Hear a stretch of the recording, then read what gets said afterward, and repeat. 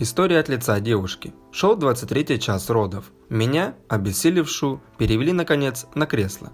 Все как в тумане. Яркий свет, какие-то безэмоциональные лица акушерок и врача. «Тушься на схватке!» – крикнул кто-то. Я начала тужиться.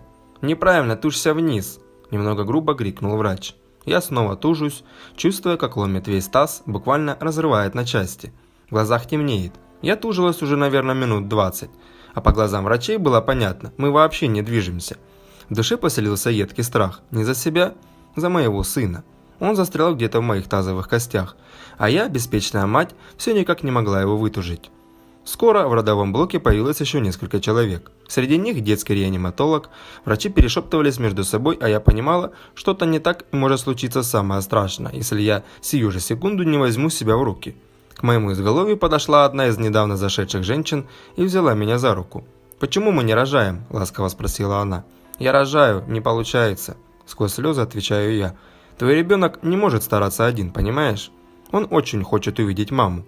Он стремится выйти, а ты его держишь в своем тазу. Ему очень больно. Еще чуть-чуть, и у него закончатся силы. Ты понимаешь? Сердцебиение начнет падать, начнется сильнейшая гипоксия. Ты хочешь родить здорового ребенка?» «Да!» – закричала я. «Тогда тушься изо всех сил, тушься, он ждет тебя». «Как?» «Думай о своем ребенке, о том, как ему тяжело, и тушься, упирайся ногами и тушься». Тут пошла схватка. Я закрыла глаза и представила своего сына в сыром, темном и тесном пространстве, сдавленном твердыми костями. Он как будто умолял меня: «Мама, помоги». Кажется, я издала нечеловеческий вопль отчаяния и начала тужиться. После первой попытки я услышала воодушевленные возгласы персонала. «Давай, давай, правильно!»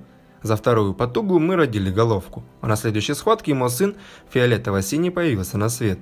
Его положили мне на живот, он не кричал, смотрел на меня и говорил спасибо. Я зарыдала от счастья, от этого безграничного счастья материнства. Мы вместе с сыном прошли этот трудный путь. И теперь вот он лежит на мне и дышит тем же воздухом, что и я. Я оглядела зал, той женщины уже не было. Я нашла ее только спустя сутки после родов.